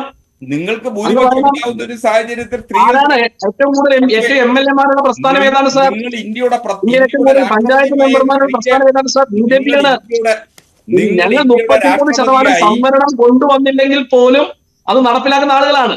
നിങ്ങൾ അതിന്റെ ഒരു മര്യാദ കാണിക്കണ്ടേ? നിങ്ങൾ ഇന്ത്യയിൽ സംവരണം നടപ്പിലാക്കുന്നതിന് വേണ്ടി ഇന്ത്യയുടെ രാഷ്ട്രപതിയായ ഒരു സ്ത്രീയെ നിയമിച്ചിട്ടുണ്ട് എന്നുള്ളത് ഒരു വസ്തുതയാണെന്നിരിക്കെ ആ സ്ത്രീയെ ഇന്ത്യൻ പാർലമെന്റിന്റെ ഉദ്ഘാടനത്തിന് പോലും ക്ഷണിക്കാതിരുന്ന വ്യക്തിത്വമാണ് നിങ്ങൾ. അപ്പൊ പിന്നെ നിങ്ങൾക്ക് സ്ത്രീത്വത്തെ കുറിച്ച് എന്ത് അഭിപ്രായം പറയാൻ അവകാശമുള്ളേ? ഇന്ത്യൻ പാർലമെന്റിന്റെ ഉദ്ഘാടനം നടത്തുന്നതിന് നിങ്ങൾ പൂജാരിമാരെ ക്ഷണിക്കുകയും നിങ്ങൾ ഒരു ക്ഷേത്രത്തിന്റെ ഉദ്ഘാടനത്തിന് ഇന്ത്യൻ പ്രധാനമന്ത്രിയെ ക്ഷണിക്കുകയും ചെയ്യുന്നു എന്നിടത്താണ് നിങ്ങളുടെ വൈരുദ്ധ്യം നിലനിൽക്കുന്നത്.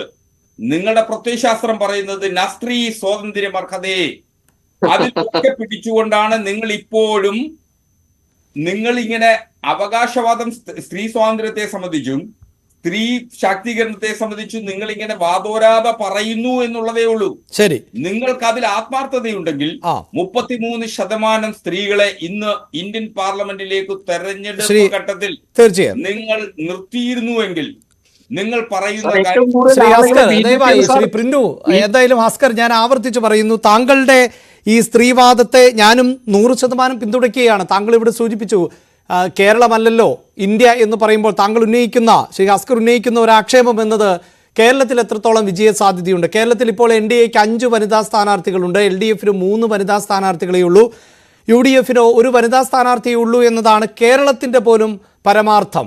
അവിടെ ശ്രീ ഹസ്കർ, തിരിച്ച് നമുക്കും ചിന്തിക്കാമല്ലോ, എന്തുകൊണ്ട് ഈ ജയസാധ്യതയുള്ളിടത്ത് ഈ കേരളത്തിൽ ഇടതുപക്ഷത്തിന് കൂടുതൽ സ്ഥാനാർത്ഥികളെ നിർത്തിക്കൂടാ?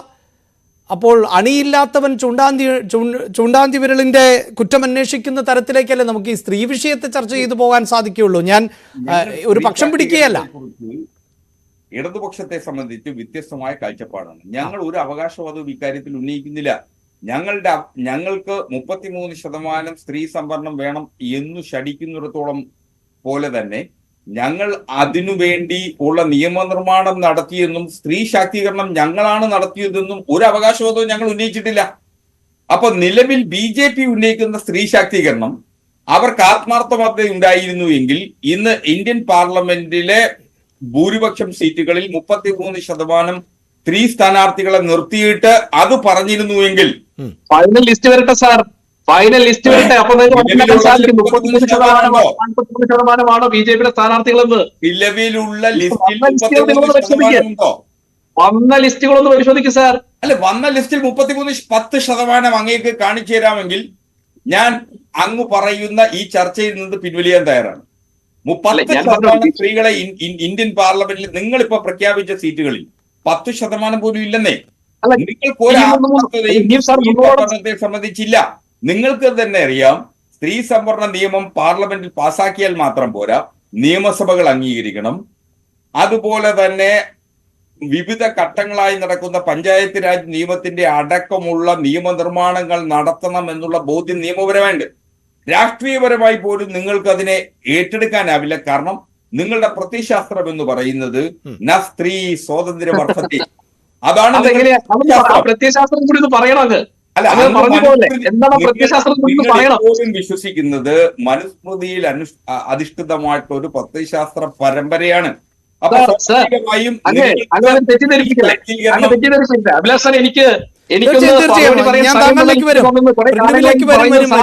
അല്ല, ഹസ്കർ ഒന്ന് പറഞ്ഞ് അവസാനിപ്പിക്കട്ടെ, അദ്ദേഹത്തിന് ആദ്യത്തെ അവസരമാണല്ലോ.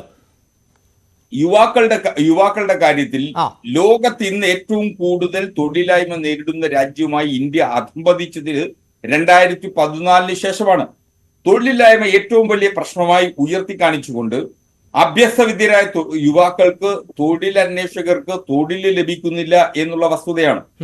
കഴിഞ്ഞ 2019 മോദി ഗവൺമെന്റ് അധികാരത്തിലെത്തുന്ന ഘട്ടത്തിൽ വാഗ്ദാനം ചെയ്ത തൊഴിൽ നൽകാൻ കഴിഞ്ഞിട്ടുണ്ടോ എന്നുള്ളതിന്റെ റഫറണ്ടമാണ് ഈ തെരഞ്ഞെടുപ്പ് യുവാക്കളെ സംബന്ധിച്ചിടത്തോളം. ശരി, ആ റഫറണ്ടത്തെ സംബന്ധിച്ച് യുവാക്കൾക്ക് മുന്നിൽ നിങ്ങൾ ഇപ്പോഴും വീണ്ടും പഴയ കുപ്പിയിലെ പഴയ വീഞ്ഞ് പുതിയ കുപ്പിയിൽ നിറച്ചു മാത്രമാണ് നിങ്ങൾ ഇപ്പോഴും ഇറക്കിക്കൊണ്ടേയിരിക്കുന്നത്.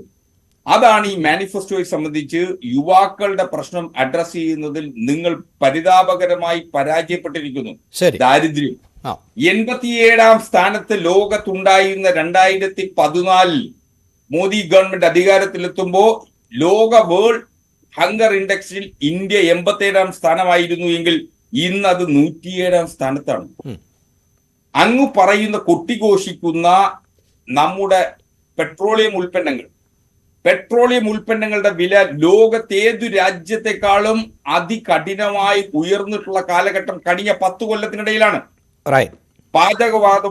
വാതകമായാലും ഗ്യാസ്, അതുപോലെ തന്നെ പെട്രോളും ഡീസലുമായാലും.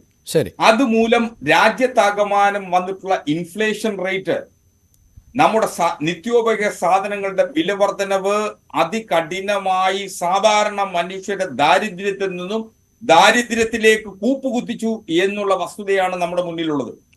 അപ്പോഴാണ് പുതിയ വാഗ്ദാനങ്ങളുമായി ഈ മാനിഫെസ്റ്റോ BJP ഇറക്കിയിട്ടുള്ളത്. ആത്മാർത്ഥതയുടെ ഒരു കണിക പോലും ഈ മാനിഫെസ്റ്റോയിൽ ഇല്ല എന്നുള്ളതും ഒരു തരത്തിലും പുരോഗമനപരവും രാജ്യത്തെ മുന്നോട്ട് നയിക്കുന്നതിന് ആവശ്യമായിട്ടുള്ള യാതൊരു വിധമായ വാഗ്ദാനങ്ങളും ഇന്ത്യൻ ജനതയ്ക്ക് മുന്നിൽ വെക്കാനാവാത്ത സാഹചര്യത്തിലാണ് BJP അതിപരിതാപകരമായിട്ടുള്ള ഒരു മാനിഫെസ്റ്റോ വെച്ചിട്ടുള്ളത്. ശരി, ഞാൻ താങ്കളിലേക്ക് വരാം. അതാണ് ശ്രീ പ്രിന്റു, ഈ തരത്തിലുള്ള വിമർശനങ്ങളാണ് ഉയരുന്നത്. പക്ഷെ പ്രധാനമന്ത്രി പറയുന്നുണ്ട് യുവാക്കൾ, ദരിദ്രർ, കർഷകർ, സ്ത്രീകൾ എന്നിവരെ ശക്തമാക്കാനുള്ള പ്രഖ്യാപനങ്ങൾ പ്രകടന പത്രികയിലുണ്ട് എന്ന്. അത്തരം ചില പരാമർശങ്ങൾ, ഈ പ്രകടന പത്രിക പൂർണ്ണമായും എനിക്ക് വായിച്ച് വിലയിരുത്താൻ പറ്റിയിട്ടില്ല എങ്കിൽ പോലും, പക്ഷേ എനിക്കും തോന്നിയ ഒരു സംശയം, ഇപ്പോൾ യുവാക്കളെ അഡ്രസ്സ് ചെയ്യുമ്പോൾ ഇന്ന സ്കീമുകളിലൂടെ ഞങ്ങൾ ഇത്രയധികം തൊഴിൽ അവസരങ്ങൾ സൃഷ്ടിക്കും. താങ്കൾ തന്നെ നേരത്തെ സൂചിപ്പിച്ചു ഈ കർഷകരുടെ വിഷയം. കർഷകരുടെ അക്കൗണ്ടിലേക്ക് 3 ഗഡുവായി 2000 രൂപ വീതം 6000 രൂപ പ്രതിവർഷം എത്തുന്നു. എന്നാൽ ഈ കർഷകരുടെ കടം എഴുതിത്തള്ളുന്നത് പോലെയുള്ള കർഷകർ അഭിമുഖീകരിക്കുന്ന ഏറ്റവും വലിയ പ്രശ്നങ്ങളെ നേരിട്ട് ഈ പ്രകടന പത്രിക അഭിസംബോധന ചെയ്യുന്നുണ്ടോ? സ്ത്രീകൾ ഉൾപ്പെടെയുള്ളവരുടെ സ്ത്രീ സംവരണം, തീർച്ചയായും സ്ത്രീകൾക്ക് അധികാര ഇടങ്ങളിൽ കൂടുതൽ സീറ്റുകൾ നൽകുമ്പോൾ സ്വാഭാവികമായും അവരുടെ പ്രശ്നങ്ങൾ കൂടുതൽ അഡ്രസ്സ് ചെയ്യപ്പെടും. അത് സ്വാഗതാർഹമാണ് എന്ന് പറയുമ്പോൾ തന്നെ അവരുടെ ക്ഷേമത്തിന് ഇന്നതൊക്കെയാണ് പദ്ധതികൾ പുതുതായി ഞങ്ങൾ അവതരിപ്പിക്കാൻ പോകുന്നത് എന്ന് കൃത്യമായി ഈ മാനിഫെസ്റ്റോ പറയുന്നുണ്ടോ പ്രിന്റു? തീർച്ചയായും ഇതിനകത്ത് അങ്ങ് പറയുന്നത് പുതിയ പ്രഖ്യാപനങ്ങൾ നടത്തുക എന്നുള്ളതല്ല മോദിയുടെ ഈ പ്രകടന പത്രികയിൽ നമ്മൾ കാണേണ്ടത്. അദ്ദേഹം നടപ്പിലാക്കി വരുന്ന വികസന പദ്ധതികളുടെ പിന്തുടർച്ച എന്ന രീതിയിൽ തന്നെയാണ് അദ്ദേഹം അതിന് കണ്ടിന്യൂസ് എന്ന രീതിയിൽ തന്നെയാണ് ഇതിനെ കാണുന്നത്. അതുകൊണ്ടാണ് പുതിയ പ്രഖ്യാപനങ്ങളില്ല എന്ന് പറയുന്നത്. സ്വാഭാവികമായിട്ട് നമുക്കറിയാം ഈ രാജ്യം ഇന്ന് യുവാക്കൾ ഏറ്റവും കൂടുതൽ തൊഴിൽ മേഖലയ്ക്ക് വരുന്ന സ്റ്റാർട്ടപ്പ് പദ്ധതികളാണ്. സ്റ്റാർട്ടപ്പ് പദ്ധതികളുമായി ബന്ധപ്പെട്ട് നിൽക്കുമ്പോൾ മുദ്രാ ലോൺ 10 ലക്ഷമായിരുന്നു മുദ്രാ ലോണിന്റെ പരിധി. അതിനെ ഇരട്ടിയാക്കി 20 ലക്ഷമാക്കിയിട്ട് അതിന് ഉയർത്തുന്നു. പിന്നെ മുദ്രാ ലോണുമായി ബന്ധപ്പെട്ട് വരുന്ന ലോണുകളിൽ നമുക്കറിയാം ഇന്ന് ഏറ്റവും കൂടുതൽ മുദ്രാ ലോണിന്റെ 30% സ്ത്രീ സമൂഹത്തിൽപ്പെട്ട ആളുകൾക്ക് സ്റ്റാർട്ടപ്പ് പദ്ധതികൾക്കും മറ്റുള്ള പദ്ധതികൾക്കും വേണ്ടിയിട്ടാണ് കിട്ടിയിട്ടുള്ളത്. അപ്പോ യുവാക്കളെ സംബന്ധിച്ചിടത്തോളം എല്ലാ യുവാക്കൾക്കും PSC അല്ലെങ്കിൽ UPSC ജോലി കൊടുക്കുക എന്നുള്ളതല്ല, അതിനപ്പുറത്തേക്ക് ഈ രാജ്യത്തിന്റെ വികസനവുമായി ബന്ധപ്പെട്ട് സ്റ്റാർട്ടപ്പ് പദ്ധതികൾ, IT മേഖലകൾ, അതോടൊപ്പം തന്നെ മൂലധന നിക്ഷേപം വരുന്ന സമയത്ത് സ്വാഭാവികമായിട്ടുള്ള വികസനം വരും. ഇപ്പൊ നമുക്കറിയാം ഏറ്റവും പ്രധാനപ്പെട്ടതാണ് ഇപ്പൊ അഹമ്മദാബാദ് മുംബൈ ബുള്ളറ്റ് ട്രെയിൻ എന്ന് പറയുന്ന സംവിധാനത്തിന്റെ പണി തുടങ്ങി. ഉത്തരേന്ത്യയും ദക്ഷിണേന്ത്യയും ബന്ധിപ്പിക്കുന്ന ബുള്ളറ്റ് ട്രെയിൻ. അപ്പൊ ബുള്ളറ്റ് ട്രെയിൻ പദ്ധതി വരുന്ന സമയത്ത് സ്വാഭാവികമായിട്ട് ലക്ഷക്കണക്കിന് കോടിക്കണക്കിന് രൂപയുടെ മൂലധന നിക്ഷേപം നടക്കും. ആ മൂലധന നിക്ഷേപത്തിൽ ലക്ഷക്കണക്കിന് യുവാക്കൾക്ക് IT മേഖലയിലുള്ള, അതുപോലെ തന്നെ ITI, എഞ്ചിനീയറിംഗ് അല്ലെങ്കിൽ അങ്ങനെ ഉന്നത ടെക്നിക്കൽ മേഖലയിലുള്ള ടെക്നോക്രാറ്റുകളായിട്ടുള്ള ആളുകളുടെ വലിയൊരു സാധ്യത ഇന്ത്യയിൽ തുറക്കപ്പെടുന്നു. ഇപ്പൊ വന്ദേ ഭാരത് പോലെയുള്ള പദ്ധതികൾ വരുന്നു, സ്റ്റാർട്ടപ്പ് പദ്ധതികൾ വരുന്നു. അതോടൊപ്പം തന്നെ നോക്കൂ, ഇന്ന് ലോകത്തിൽ തന്നെ ഏറ്റവും കൂടുതൽ മൊബൈലുമായി ബന്ധപ്പെട്ട മൊബൈൽ സാങ്കേതിക വിദ്യ ആയിക്കോട്ടെ, മൊബൈൽ ഉൽപ്പന്നങ്ങളായിക്കോട്ടെ, അതുമായി ബന്ധപ്പെട്ട ഏറ്റവും കൂടുതലുള്ള ചെറുകിട വൻകിട പദ്ധതികൾ നടപ്പിലാക്കുന്ന രാജ്യം ഇന്ത്യയാണ്. ആ മേഖലയിൽ മാത്രം തന്നെ ഇന്ന് ഈ രാജ്യത്തിന്റെ 78 ലക്ഷം യുവാക്കൾ തൊഴിൽ ചെയ്യുന്നുണ്ട്. സെയിൽസ് അടക്കം റിപ്പയറിംഗ് അടക്കമുള്ള 78 ലക്ഷം പേർ തൊഴിൽ ചെയ്യുന്നുണ്ട്. അപ്പൊ അതുകൊണ്ട് ഒരു രാജ്യത്തിന്റെ സമ്പൂർണ്ണമായ വികാസമാണ് മോഡി സർക്കാർ ഉൾക്കൊള്ളുന്നത്. ശരി, അപ്പോഴും ഈ വിലക്കയറ്റം പോലെ രാജ്യം ഇപ്പോൾ നേരിട്ടുകൊണ്ടിരിക്കുന്ന വളരെ പ്രധാനപ്പെട്ട വിഷയമുണ്ട്. കേരളത്തിലടക്കം വിലക്കയറ്റം രൂക്ഷമാണ്. അതിനൊരു പരിധിവരെ സംസ്ഥാന സർക്കാരിനെ അടക്കമൊക്കെ വേണമെങ്കിൽ വിമർശിക്കാം. പക്ഷേ അപ്പോഴും രാജ്യവ്യാപകമാണ് ഈ വിലക്കയറ്റം എന്നത്. അപ്പോൾ അങ്ങനെ ജനങ്ങളെ നേരിട്ട് ബാധിക്കുന്നത്, ഞാൻ താങ്കളോട് സൂചിപ്പിച്ചു, ഇപ്പോൾ സിവിൽ കോഡാകട്ടെ, കശ്മീരിൻ്റെ വിഷയമാകട്ടെ, പൗരത്വ നിയമമാകട്ടെ, ഇതെല്ലാം രാജ്യത്തെ ബാധിക്കുന്നതാണ്. പക്ഷേ സാധാരണക്കാരായ ആളുകളെ ബാധിക്കുന്ന അവൻ്റെ വിശപ്പ് എങ്ങനെ മാറ്റാൻ പറ്റും? അവന് വിലക്കുറവ് എങ്ങനെ സാധ്യമാകും? ഇവിടെ ഇപ്പോഴിത് ഈ പ്രകടന പത്രികയിൽ പറയുന്നുണ്ട് പെട്രോളിയം ഉൽപ്പന്നങ്ങളുടെ നികുതി കുറയ്ക്കുമെന്നുള്ളത്. അത് കുറയ്ക്കേണ്ട സമയം നേരത്തെ തന്നെ കഴിഞ്ഞു. കാരണം അത്രമേൽ വലിയ പണമാണ് ഇപ്പോൾ ഇന്ധനത്തിന് വേണ്ടി നൽകേണ്ടി വരുന്നത് രാജ്യത്തെ ജനങ്ങൾ. ഇതെല്ലാം ഞാൻ ആവർത്തിച്ച് പറയുന്നു, ഇത് ഞാൻ ചോദിക്കുന്ന ചോദ്യങ്ങൾ എന്നത് ഏതെങ്കിലും ഒരു വിഭാഗത്തെയല്ല, പൊതുവെ രാജ്യത്തെ ബാധിക്കുന്ന വിഷയങ്ങളെ സംബന്ധിച്ചാണ്. പ്രിന്റു, അല്ല, ഇതിനകത്ത് ഈ ഹങ്കർ ഇൻഡെക്സിന്റെ സൂചികയുമായി ബന്ധപ്പെട്ട് ഇവിടെ കണക്കുകൾ പറയുന്ന UN അനൌദ്യോഗികമായിട്ടുള്ള 100 ചില്ലാനും ഏജൻസികളുണ്ട്. ശരി, ആ ഏജൻസികൾ നടത്തുന്ന സർവേക്കകത്ത് അവർ പറയുന്നത് ബംഗ്ലാദേശിനേക്കാളും പാകിസ്ഥാനിലേക്കും പിറകിലാണ് ഭാരതമെന്ന്. അപ്പൊ ഇവർ പറയുന്നത് നമ്മുടെ രാജ്യം ദാരിദ്ര്യത്തിലായതുകൊണ്ടല്ല 80 കോടി ജനങ്ങൾക്ക് റേഷൻ കൊടുക്കുന്നത്. അതല്ല സത്യം സാർ. ഇവിടെ രാജ്യത്തിന്റെ കരുതലായിട്ടുള്ള നീക്കിയിരുപ്പിനെ ജനങ്ങളിലേക്ക് എത്തിക്കുകയാണ് ഈ പദ്ധതിയിലൂടെ ചെയ്യുന്നത്. അതോടൊപ്പം തന്നെ ഈ പദ്ധതി അടിസ്ഥാന ജനവിഭാഗത്തിൽ എത്തുന്ന സമയത്ത് നീതി ആയോഗിന്റെ ലേറ്റസ്റ്റ് കണക്ക് പ്രകാരം 25 കോടി ജനങ്ങളെ ദാരിദ്ര്യത്തിൽ നിന്ന് മോചിപ്പിച്ചതാണ് മോഡി ഗവൺമെന്റ് ആണ്. കേരളത്തിൽ പോലും അതിദാരിദ്ര്യം ഇല്ല എന്നുള്ളതാണ് വസ്തുത. അപ്പോൾ സ്വാഭാവികമായിട്ട് ഈ ദാരിദ്ര്യം പോലെയുള്ള വിഷയങ്ങളെ കൃത്യമായിട്ട് അഡ്രസ് ചെയ്യുന്നുണ്ട്. പിന്നെ അദ്ദേഹം നേരത്തെ പറഞ്ഞല്ലോ ഈ തൊഴിൽ നിരപ്പിൽ ഭാരതം വളരെ കൂടുതലാണെന്ന്. അഭിലാഷ് സാർ, അതിനകത്തൊരു കണക്കിന്റെ ഫാക്ട് കൂടി നമ്മൾ മനസ്സിലാക്കേണ്ടതുണ്ട്. ഇതിനെ കൃത്യമായിട്ട് 18 വയസ്സ് മുതലാണ് ഈ ആഗോള ഇൻഡെക്സ് കണക്കാക്കുന്ന ആളുകൾ വന്നിട്ട് സ്വാഭാവികമായിട്ട് 18 വയസ്സ് മുതലാണ് ഈ തൊഴിലില്ലായ്മയെ ബന്ധപ്പെട്ട സൂചികകൾ കണക്കാക്കുന്നത്. ഇന്ന് ഈ രാജ്യത്തിന്റെ നരേന്ദ്രമോദി സർക്കാർ വന്നതിന് ശേഷം ഈ രാജ്യത്തിന്റെ 18.2 കോടി യുവാക്കൾ, വിദ്യാർത്ഥികളും യുവാക്കളടക്കം പഠിച്ചുകൊണ്ടിരിക്കുകയാണ്. അപ്പൊ സ്വാഭാവികമായിട്ട് 18 വയസ്സിൽ പണ്ട് SSLC +2 കഴിഞ്ഞ് സ്വാഭാവികമായിട്ട് തൊഴിലിടങ്ങളിലേക്ക് പോയിരുന്ന വ്യക്തി ഇന്ന് ബിരുദവും ബിരുദാനന്തരം അടക്കമുള്ള കോഴ്സിലേക്ക് പോകുന്ന വലിയൊരു ഷിഫ്റ്റിംഗ് യുവാക്കൾക്കിടയിൽ നടക്കുന്നു. അപ്പൊ സ്വാഭാവികമായിട്ട് അവൻ തൊഴിൽ നേടുന്ന പ്രായം എന്ന് പറയുന്നത് 23 22 വയസ്സാകുന്ന സാഹചര്യം ഈ ഭാരതത്തിലുണ്ട്. അപ്പൊ സ്വാഭാവികമായിട്ട് ഈ വരുന്ന മേഖലയിൽപ്പെട്ട ആളുകളെ മുഴുവൻ തൊഴിൽ രഹിതരാക്കി കാണിക്കുന്ന സൂചികയാണുള്ളത്. ഇതാണ് ഇതിന്റെ റിയൽ ഫാക്ട്. മോഡി സർക്കാർ വന്നതിന് ശേഷം ഈ രാജ്യത്തിലെ യുവാക്കൾ, അതോടൊപ്പം ബേട്ടി ബച്ചാവോ ബേട്ടി പഠാവോ അടക്കമുള്ള പദ്ധതിയിൽ പെൺകുട്ടികളടക്കം ബിരുദവും ബിരുദം അടക്കമുള്ള കോഴ്സുകളിലേക്ക് വലിയൊരു ഷിഫ്റ്റിംഗ് ഉണ്ട്. ഏകദേശം 9.2 കോടി യുവാക്കളാണ് +2 തലത്തിൽ നിന്ന് 10 വർഷം കൊണ്ട് ബിരുദാനന്തര തലത്തിലേക്ക് മാറിയിട്ടുള്ളത്. അപ്പൊ ഇത്രയും ആളുകളെ സ്വാഭാവികമായിട്ട് കണക്കാക്കുന്നത് തൊഴിൽ രഹിതർ എന്നുള്ള വിഭാഗത്തിലാണ്. ഈ ആളുകളെയും കൂട്ടിക്കൊണ്ടാണ് ഇന്ത്യ വലിയൊരു തൊഴിൽ രഹിതരുടെ എണ്ണത്തിൽ വലിയ രീതിയിൽ മാറുന്നു എന്നുള്ള ഒരു വസ്തുത കൂടി ഇതിനകത്തുണ്ട് എന്നുള്ള ഫാക്ട് കൂടി. അവിടെ ഹസ്കറിന് എന്തോ എതിർ അഭിപ്രായമുണ്ട് എന്ന് തോന്നുന്നു. അദ്ദേഹം കൈ ഉയർത്തുന്നു. പറയുന്ന ഈ മഹാസിദ്ധാന്തം ലോകത്താകമാനമുള്ള ചെറുപ്പക്കാരെ സംബന്ധിച്ച് സമീപിക്കാവുന്ന ഒരു സിദ്ധാന്തം തന്നെയാണ്. ഇന്ത്യയിൽ മാത്രമല്ല PGയും ഡിഗ്രിയും പഠിക്കാൻ പോകുന്ന ചെറുപ്പക്കാരുള്ളത്. ലോകത്താകമാനമുള്ള ചെറുപ്പക്കാരും ഡിഗ്രിക്കും പോസ്റ്റ് ഗ്രാജുവേഷനും അതിനുശേഷം റിസർച്ചിനും ഒക്കെ പോകുന്ന ആളുകൾ ലോകത്താകമാനമുണ്ട്. അപ്പോ ആ കണക്ക്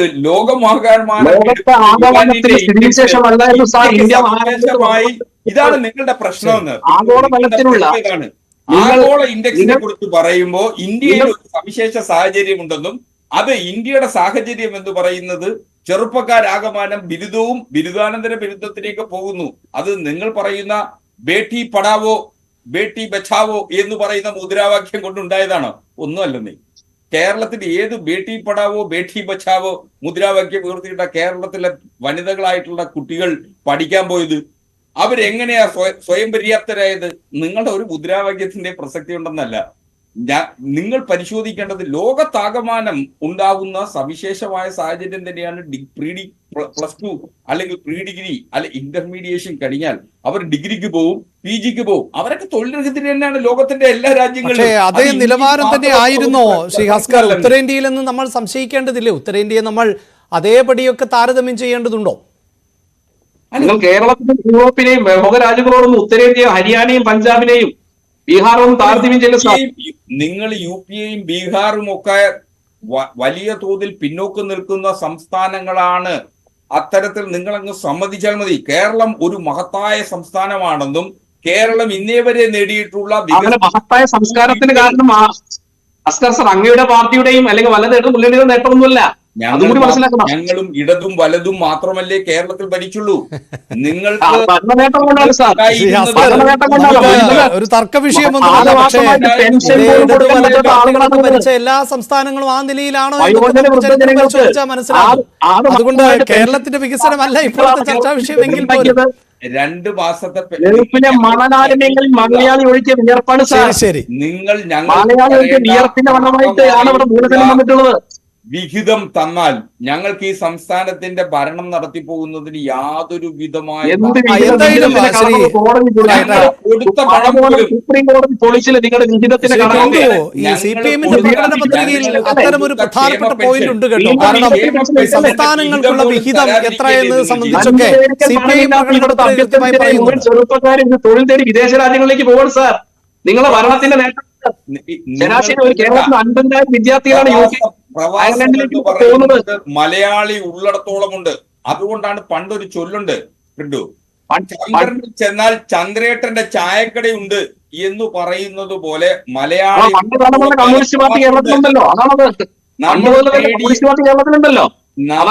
നേടിയ വികസനവും നമ്മൾ നേടിയ മുന്നേറ്റങ്ങളും ഒക്കെ ഈ പ്രവാസത്തിന്റെ കൂടി ഭാഗമാണ്.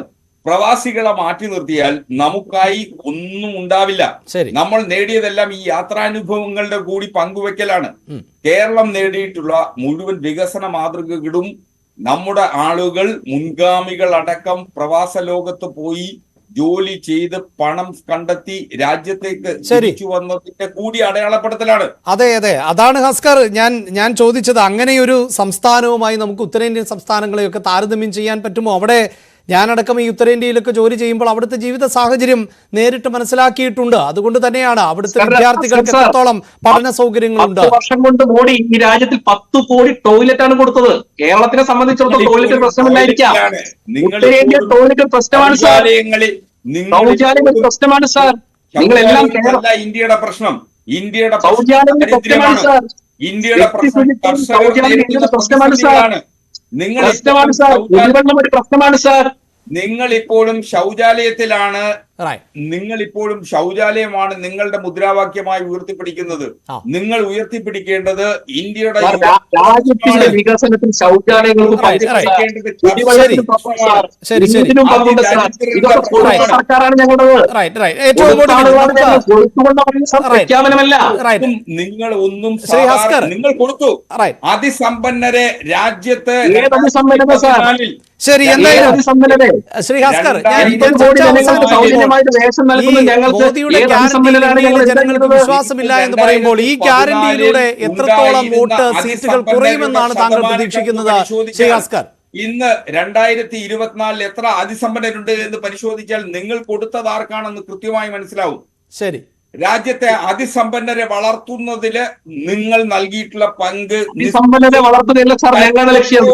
ഈ രാജ്യത്തിലെ 10 കോടി നാരിമാരെ ലക്ഷാധിപതിമാരാക്കുക എന്നുള്ളത് ഞങ്ങളുടെ ലക്ഷ്യം. ശരി ശരി, അതിൽ ഞങ്ങൾ ലക്ഷ്യം കണ്ടു. 1 കോടി അമ്മമാരെ ലക്ഷാധിപതിമാരെ അല്ലാതെ നിങ്ങൾ 3 കോടി ജനങ്ങളെ ഞങ്ങൾ ലക്ഷ്യം വെക്കുന്നത്. നാരിമാരെ അല്ലാതെ ആരെയും കോടിപതികളാക്കിയില്ല. നിങ്ങൾ സാധാരണ മനുഷ്യരുടെ സാധാരണ ജനങ്ങളെ കോടിപതികളാക്കിയില്ല. നിങ്ങൾ കോടിപതികളാക്കിയത് അദാനിമാരുടെയും അംബാനിമാരുടെയും ഭാര്യമാരെയും അവരൊക്കെ UPA സർക്കാർ അധികാരത്തിലിരുന്നപ്പോഴും കോടിപതികളായിരുന്നു എന്നത് മറന്നു പോകരുത്. എന്തായാലും റൈറ്റ്, പറയൂ ഹസ്കർ, പറഞ്ഞോളൂ. 2014 ശേഷം രാജ്യത്തിന്റെ സമ്പത്ത് 27% വരുന്ന സമ്പന്നന്മാരുടെ കൈകളിലേക്ക് എത്തപ്പെട്ടു എന്നുള്ളത് കണക്കുകൾ സൂചിപ്പിക്കുന്നതാണ്. റൈറ്റ്, എന്തായാലും നമ്മൾ ചർച്ച അവസാനിപ്പിക്കുകയാണ്. ലോകത്തെല്ലായിടത്തും തന്നെ ഇത്തരം അതിസമ്പന്നരായ ആളുകളുണ്ട്. പലപ്പോഴും വിദേശ രാജ്യങ്ങളിലുള്ള അതിസമ്പന്നരെ കുറിച്ചും അവരുടെ പ്രൊജക്ടുകളെ കുറിച്ചുമൊക്കെ ആത്മാഭിമാനം കൊള്ളുന്നവരാണ് നമ്മൾ. എന്നാൽ ഇന്ത്യയിൽ അത്തരം ശതകോടീശ്വരന്മാരും ഒക്കെ ഉണ്ടാകുമ്പോൾ അതിൽ എന്തോ വൈരുദ്ധ്യവും കാണുന്നുണ്ട് പലപ്പോഴും രാഷ്ട്രീയ നേതാക്കൾക്ക് എന്നതും വസ്തുതയാണ്. പക്ഷേ ഇവർ ഒറ്റ സുപ്രഭാതത്തിലാണോ ശതകോടീശ്വരന്മാരായത് എന്നതൊക്കെ പരിശോധിക്കേണ്ട ഘടകമാണ്. പക്ഷേ നമ്മുടെ വിഷയം എന്നത് പ്രകടന പത്രികയിലെ വാഗ്ദാനങ്ങൾ BJPയുടെ സീറ്റ് ഉയർത്തുമോ എന്നതായിരുന്നു ചോദ്യം. ഏതാണ്ട് 62,000-ന് മുകളിൽ ആളുകൾ ഇതിനോടകം തന്നെ വോട്ട് രേഖപ്പെടുത്തി കഴിഞ്ഞിട്ടുണ്ട്. അതിൽ 53% പ്രേക്ഷകരും പറയുന്നത് ഈ പ്രകടന പത്രിക BJPയുടെ സീറ്റ് ഉയർത്തും എന്നാണ്. 45% പ്രേക്ഷകർ ഉയർത്തില്ല എന്ന് അവകാശപ്പെടുമ്പോൾ കേവലം 2% ആളുകൾ പ്രത്യേകിച്ച് അഭിപ്രായമൊന്നും രേഖപ്പെടുത്താൻ തയ്യാറായിട്ടുമില്ല. വളരെയധികം നന്ദി ചർച്ചയിൽ പങ്കെടുത്ത Shri Printu Mahadev, Vasant Thengumpally, advocate BN Haskar. Prime debate പൂർണ്ണമാകുന്നു. നമസ്കാരം.